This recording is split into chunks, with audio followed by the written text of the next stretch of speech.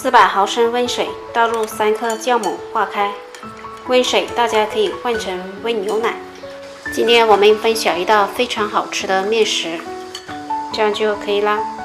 碗中准备300克普通面粉，加入刚才调好的酵母水，分多次加入，边倒边搅拌，一直搅至像这样细腻无面疙瘩就可以了。盖上盖子，醒发40分钟。趁这个时间切点葱花跟胡萝卜，大家喜欢吃什么就切什么。1小节胡萝卜先切片，后切丝，最后再切碎。装盘中备用。时间到，用筷子搅动，排除一下里面的大气泡。排好气泡，倒入刚才切好的葱花跟胡萝卜碎，再打入2个鸡蛋，放适量的盐，少许胡椒粉。我这个是现磨的，将鸡蛋搅散，面糊搅匀，这样就可以了。热锅放油，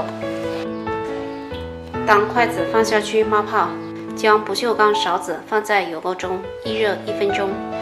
1分钟后，勺子留1/3的油，倒入1勺面糊，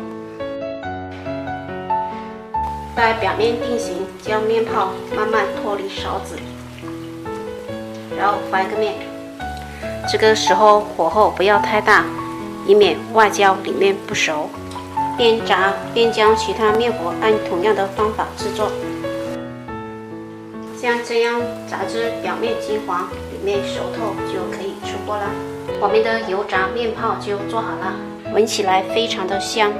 这样做比油条简单，比面包好吃，用来当早餐非常不错哦。我们拿一个看一下，外脆里嫩，咬一口香葱味十足，喜欢的朋友可以在家试一下。